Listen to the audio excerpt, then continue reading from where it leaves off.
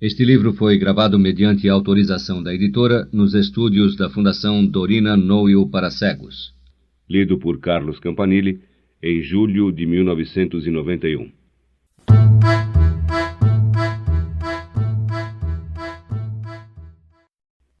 O noivo. As batidas na porta eram suaves, mas insistentes. Ele abriu os olhos. Sentou-se na cama. Emília? Você, Emília? A mulher demorou um pouco para responder. Eu queria saber se o senhor já acordou. É que está chegando a hora. Hora do quê? Hora do casamento. Casamento? Que casamento? Que casamento, Emília? Ela deu uma risadinha. O senhor já acordou mesmo? Acho que o senhor ainda está dormindo. É bom tomar um café. Vou trazer o café. Ele recostou a cabeça no espaldar da cama. Hora do casamento. Mas que casamento? Hoje é quinta-feira, não? Quinta-feira, 12 de novembro. Então, quem é que se casa hoje? Não tenho nenhum casamento marcado para hoje. E logo cedo? Vagou o olhar pelo quarto. Estava ficando muito velha, coitada. Aquilo era arteriosclerose. Imagine vir batendo na porta daquele jeito, hora do casamento. Bocejou. Os objetos do quarto flutuavam informes em meio da escuridão. Pensou em naufrágio num fundo de mar, tão poético. Apertou os olhos e fixou-se no espelho oval que emergia das sombras como um peixe luminoso. Quinta-feira, 12. Que casamento é esse? Não sei de nada. Emília? Casamento de quem? Que história é essa, Emília? Ela já não podia ouvi-lo. Atirando longe as cobertas, levantou-se. Bobagem, não tenho casamento nenhum para hoje. Ainda bem, uma chateação. Apanhou cigarros na mesa. Antes tocou com as pontas dos dedos tateantes no cinzeiro em formato de lua crescente, presente de Naná, a Naná do tempo ainda das cerâmicas. Até abotoaduras lhe fizera, umas abotoaduras enormes. Nenhum punho de camisa aceitaria abotoaduras daquele tamanho. Agora estava toda voltada para a escultura, o que era inquietante. Qualquer dia desses vai me mandar um busto de Voltaire. E um Voltaire não se pode pôr na mesinha de cabeceira. Pensou, enquanto deixava cair no cinzeiro o palito de fósforo. Aposto que o dia está azul, murmurou ao abrir a janela. Um raio de sol varou o quarto. Azul, azul. Repetiu sem nenhum entusiasmo. Poderia ir ao clube e depois almoçar com o Naná se não fosse quinta-feira, dia em que ela devia fazer milhões de coisas. E os meninos estavam de férias. Manda-se os pequenos para o zoológico e pronto, decidiu ele dirigindo-se ao espelho. Passaria rapidamente pelo escritório e em seguida se meteriam num cinema. Ai, hoje não quero fazer nada de importante, nada. Alisou os cabelos, arregaçou os lábios para examinar os dentes. Os incisivos teriam que ser mais agudos. Lembrou-se e riu. Que pesadelo! Chegara a sentir nos braços que se transformavam em asas a penugem aveludada do morcego. Como pode o peixe vivo? Cantarolou olhando para o espelho. Foi então que viu. Estendido na poltrona estava um fraque. Um fraque mesmo? Um fraque. Via perfeitamente através do espelho as calças bem vincadas, o colete apontando dentro do paletó, a gravata prateada pendendo até o chão. Um fraque. Repetiu ele, fixando o olhar assombrado na própria imagem. Mas que fraque era esse? E quem o deixara ali? Quem? Nunca tive nenhum fraque, não ia agora... Soprou a fumaça do cigarro na direção do espelho. Mas que bobagem é essa, meu Deus? Quem deixou esse fraque comigo? Como se eu devesse vestir para alguma cerimônia? Para o casamento. A Emília não avisou? Hora do casamento, está na hora do casamento. Via-se embaçado no espelho como uma figura de sonho. Soprou mais fumaça. O fraque também se afastava num vapor azulado, breve reflexo de um espelho criador de imagens. Uma face que podia ser de outra pessoa, um fraque que não era de ninguém. Baixou a cabeça. Emília tinha razão, ele estava mesmo precisando de um café. Um café que devia ser tomado rapidamente. Está na hora do casamento. Deu alguns passos pelo quarto. Rondava a poltrona, mas sem se atrever a tocar na roupa que agora se destacava dentre os móveis e objetos, tão nítida. Mas que é isto? Quem é que trouxe este fraque aqui? Uma brincadeira? Não, não era brincadeira. Emília era séria demais para entrar em brincadeiras assim. E depois onde é que estava a graça? Nem tinha cabimento. Um equívoco, então?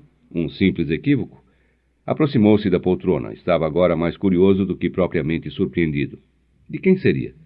Passou a mão no paletó, cheirou-o, bem como tinha imaginado, um fraque novo, intacto. Examinou o forro. Nele, apenas o nome do alfaiate. Cordis. Os bolsos vazios, claro. Cordis. Murmurou inexpressivamente. Nunca ouvira falar nesse alfaiate. Apanhou a gravata, examinou a etiqueta, uma etiqueta elegante, mas que também não lhe dizia nada. Pure Silk Made in Austria. Nunca estive na Áustria, e nunca vi antes esta gravata. Arqueou as sobrancelhas, deixou cair a gravata. Um equívoco, é lógico. Um amigo ia se casar e a roupa viera para ele, feito tonta. Emília recebeu o pacote e pensou que... Mas que amigo seria esse? Posso entrar? Ele teve um estremecimento. A voz de Emília parecia vir de dentro do espelho. Emília, e o fraque? O que é que tem o fraque? Não está aí? Está, mas a calça amarrotou um pouco. Posso alisar se o senhor quiser, mas já são quase 9 horas, o casamento não é às 10. O café está aqui, o senhor não quer uma xícara? Agora não, depois. Depois. Repetiu, baixando o olhar para a poltrona. Empalideceu. Via agora ao lado do armário uma maleta, a maleta que usava para viagens curtas, cuidadosamente preparada, como se daí a alguns instantes devesse embarcar. Ajoelhou-se diante da pilha de roupas. Mas para onde? Não sei de nada, não sei de nada. Examinou os pijamas envoltos em celofane. Tocou de leve no calção de banho, nos shorts, nos sapatos de lona. Tudo novo, tudo pronto para uma curta temporada na praia. A lua de mel ia ser na praia. E quem ia se casar era ele. Inclinando o corpo para trás, ainda de joelhos, sentou-se sobre os calcanhares, abriu as mãos e ficou olhando para as unhas. Perdi a memória. Perdi a memória. Fechou as mãos e bateu com os punhos fechados no chão. Mas não é verdade, me lembro de tudo. Como é que perdi a memória se me lembro de tudo? Levantou-se de um salto e arrancou o paletó do pijama. Mas que brincadeira é esta? Que jogo é este? Estou ótimo, nunca estive tão em forma, sei tudo, lembro tudo. Meu nome é Miguel, advogado, 40 anos. Trabalho na Goldsmith e Pedro é meu chefe. São chatos, mas ganho bem. Minha mãe morreu há 3 anos. E Naná é minha amante. Ela fazia cerâmica, mas agora faz estátuas. O filho menorzinho é o Dudu.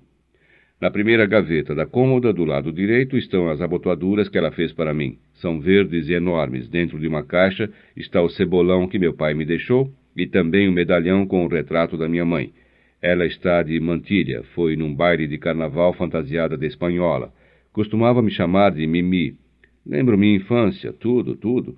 Avenida Paulista, num casarão do avô, um casarão cor-de-rosa com um pé de jasmins no quintal. Posso ainda sentir o perfume. Correu até a cômoda, abriu a gaveta. Não falei? Murmurou ele, apertando o medalhão entre os dedos. Sorriu cheio de gratidão para o retrato da mulher loura que lhe sorria sob a mantilha de renda. Olha aí, não falei? Beijou o medalhão e apanhou as abotoaduras verdes.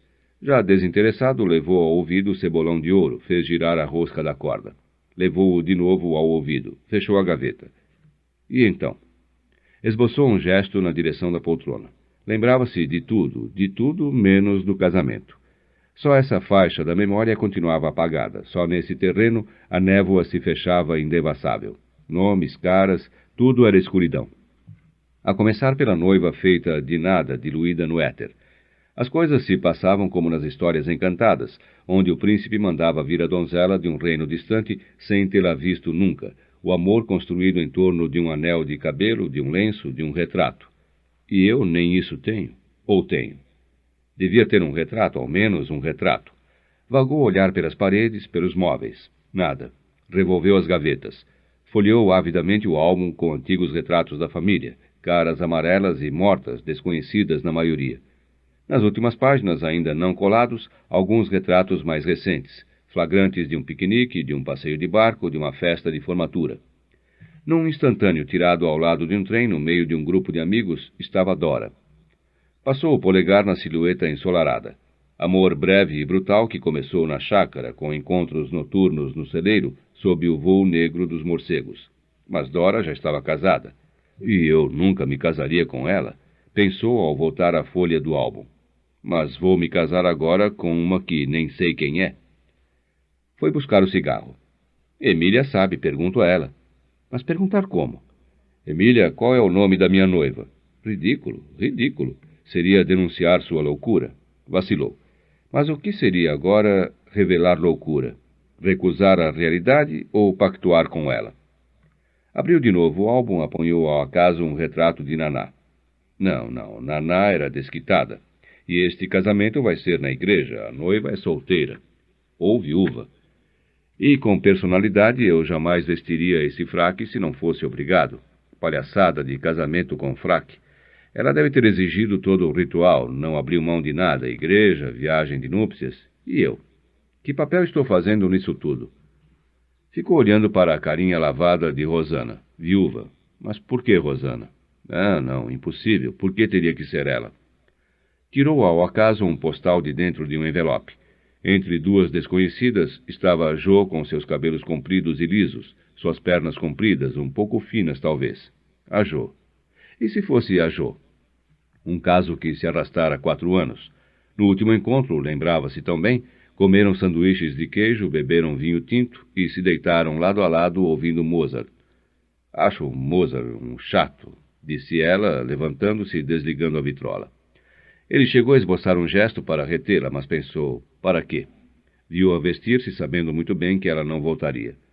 Mas estava com sono e fazia calor, deixou-a partir. E se ela tivesse voltado? Guardou o retrato no envelope. Não podia ser Jo. Alguém lhe dissera há tempos que ela andava viajando com um vago diplomata. Fechou o álbum. E Cecília casada pela 3ª vez. E Amanda, a suave Amanda das antigas noitadas, dera de beber.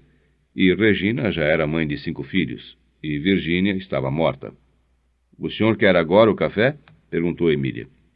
Ele recebeu a bandeja, encarou-a. Era evidente que ela não podia gostar da ideia de vê-lo casado. Nenhuma empregada quer ter, de repente, uma patroa. Mas, além desse ressentimento, não haveria naquele sorriso qualquer coisa de maligno? Achou-a, de um certo modo, esquiva, ambígua. Sabe as horas, Emília? 20 para as 10. O senhor está atrasado. Posso me vestir num instante, você sabe. Sei, mas hoje é diferente. Ele demorou a olhar no café fumegante. Negro. Aspirou-lhe o cheiro. E se eu der um chute nesse fraque, não caso coisa nenhuma, não me lembro de nada, esse casamento é uma farsa. Poderiam interná-lo como louco. Enlouqueceu na manhã do casamento, diria o jornal. É que não sei também até que ponto me comprometi, até que ponto. Bebeu o café, encarou-a de novo. Então, Emília, tudo em ordem? Ela sorriu. O senhor é que sabe, disse enfiando as mãos no bolso do avental. E já estava me esquecendo, olha aí, chegaram mais estes telegramas. Ele examinou o primeiro. O segundo, nenhuma pista. O nome dela não estava mencionado nos votos ingênuos, convencionais. Telegramas de colegas de escritório, de parentes. Ao noivo. Até que ponto me comprometi? Repetiu a si mesmo, sacudindo a cabeça que já começava a doer. Dirigiu-se ao banheiro. E só quando se cortou pela 2ª vez no queixo é que reparou que se barbeava sem ter ensaboado a cara. Lavou o corte que sangrava sem parar. E se disser não? Seria fácil. Chega, não caso coisa nenhuma, não pedi ninguém em casamento, não quero. Mas teria que saber antes até que ponto tinha ido. Um jogo difícil, sem regras, sem parceiros. Quando deu acordo de si, já estava na hora da cerimônia. A solução era prosseguir jogando. Miguel! Era a voz de Frederico. Inclinando-se até ao jorro de água, Miguel molhou mais uma vez o rosto, os pulsos. Mas, Miguel, você ainda está assim? Faltam só 10 minutos, homem de Deus. Como é que você atrasou desse jeito? Descalço, de pijama? Miguel baixou o olhar. Frederico era seu amigo mais querido.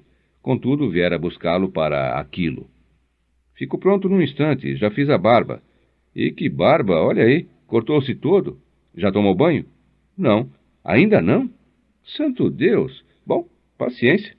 Toma na volta que agora não vai dar mesmo tempo, exclamou Frederico, empurrando-o para o quarto. Acho que será o primeiro noivo a se casar sem tomar banho. Uma nota original, não há dúvida.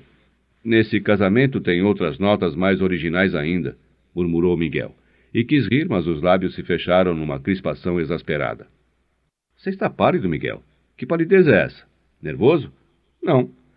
Acho que a noiva está mais calma. Você tem aí o convite? Que convite? Do casamento? Claro que não tenho convite nenhum. O que é que você quer fazer com o convite? Queria ver uma coisa. Que coisa? Não tem que ver nada, Miguel. Estamos atrasadíssimos. Eu sei onde é a igreja, sei a hora. Que mais você quer? Nunca vi um noivo assim? Resmungou Frederico, atirando o cigarro pela janela. E esse laço medonho? Deixa que eu faça o laço. Miguel entregou-lhe a gravata. Pensou em Vera. Vera. E se fosse a Vera? Verinha, a irmã caçula de Frederico, a mais bonita, a mais graciosa. Seria ela? Seria? Apalpou os bolsos do colete. Mas o nome devia estar na aliança. Pois claro, na aliança. E as alianças? Estão com sua tia, esqueceu?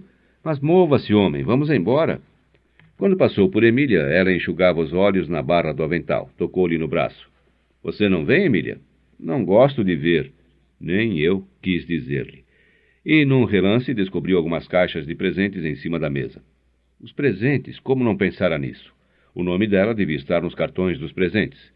Mas Frederico já o impelia para a rua. Depressa, não fique assim parado. Quando entrou no carro, procurou relaxar a crispação dos músculos. Afundou na almofada, fechou os olhos. O fraque era largo demais, o colarinho apertava, e a cabeça já doía sem disfarce. Mas agora estava tranquilo, misteriosamente tranquilo. Deixava-se conduzir. Para onde? Não importava. Frederico sabia, e era Frederico quem estava na direção. A igreja é longe? Estamos diante dela, disse Frederico, arrefecendo a marcha do carro. Limpe esse corte que está sangrando. Perto, não? Pensou Miguel num sobressalto. E quanta gente, meu Deus, quanta gente! Ela devia ser muito relacionada para atrair tanta gente assim. Fechou o vidro da janela. Queria ser aquele menininho ali adiante que vendia agulhas. Queria ser aquele gatinho preto que se sentara no último degrau da escadaria e lambia a pata, os olhos apertados por causa do sol. Queria ser a sombra do gatinho, só a sombra. Guardou no bolso o lenço com a nódoa de sangue. O noivo, o noivo! Exclamaram os curiosos, espiando para dentro do carro. Num andar de autômato, Miguel foi caminhando em direção dos convidados que se agitaram farfalhantes. O suor descia-lhe pelas têmporas. Sentiu os lábios secos, a boca seca. Enxugou a testa, sentindo no braço delicada, mas enérgica, a pressão dos dedos de Frederico, impelindo-o para o altar. O perfume das flores era morno como nos velórios, e a nódoa no lenço. Sentia-se enfraquecido como se todo o seu sangue, e não apenas algumas gotas, tivesse se esvaído naquele corte. Apalpou-o. Esse cheiro, Frederico, que cheiro? Toda a igreja, então não sabe? Ainda sangra? Não respondeu. Viu tia Sônia num dramático chapéu preto e vermelho. Viu as gêmeas cochichando e rindo. Viu mais além, e o coração pesou-lhe, Naná ao lado dos dois meninos. Viu-a rapidamente, mas pôde sentir o quanto estava triste. Mas o que é isto? Eu não sabia de nada, Miguel. Por que você não me contou? Viu Pedro conversando com alguns colegas de escritório, todos com aquele sorriso malicioso, detestável. Viu Amanda, estaria bêbada, meio vacilante sob o chapelão de palha. E viu Vera. Num desfalecimento, Miguel quis se apoiar em alguma coisa ao seu alcance, mas não havia nada ao seu alcance para se apoiar. A cabeça latejou com mais violência. Vera. Vera entre os convidados. A Verinha toda vestida de preto. Não podia haver um vestido mais preto. Não é você, Vera? Ela acabou de chegar, avisou tia Sônia, aproximando-se afobada. Está tão linda. Escancarou-se a porta. No alto da escadaria, a noiva foi surgindo lentamente, como se tivesse estado submersa abaixo do nível do tapete vermelho. E agora viesse à tona sem nenhuma pressa, primeiro a cabeça, depois os ombros, os braços. Tinha o rosto coberto por um denso véu que flutuava na correnteza do vento como a vela desfraldada de um barco. Laura? Ela foi se aproximando, obediente ao compasso grave da marcha. Miguel apertou os olhos míopes. Como era denso o véu! Quem estaria por detrás? Quem? Só vestido, só rendas, flores, umas flores tão úmidas, tão brilhantes. O vento soprando a nebulosa que deslizava pelo tapete, indevassável e tão diáfana, leve, subia agora os degraus do altar. Miguel adiantou-se. Deu-lhe o braço, adivinhando-a sorrir lá no fundo dos véus. Não seria Margarida? Por um momento ele fixou o olhar na mão enluvada que se apoiou no seu braço. Era leve como se a luva estivesse vazia, nada lá dentro, ninguém sob os véus, só névoa, névoa. A sedução do mistério envolveu-o como num sortilégio, agora estava excitado demais para recuar. Entregou-se. No peito, o agudo grito da cantiga de roda com a menina ajoelhada tapando o rosto com o lenço. Senhora Dona Sancha, coberta de ouro e prata. Ele avançou para a roda, entrou no meio onde a menina se escondia e descobriu-a. Queremos ver sua cara. O silêncio. Era como se estivesse ali à espera não alguns minutos, mas alguns anos, muitos anos. A duração de uma vida. Quando ela apanhou as pontas do véu que lhe descia até os ombros, ele teve o sentimento de que estava chegando ao fim. A cantiga da infância voltou mais próxima. Senhora Dona Sancha... Quem? Quem? O véu foi subindo devagar, tão devagar, difícil o gesto, e tão fácil. Atirou-o para trás num movimento suave, mas firme. Miguel encarou-a. Que estranho. Lembrei-me de tantas, mas justamente nela eu não tinha pensado. Inclinou-se para beijá-la. Para ler esse conto, acesse www.poeteiro.com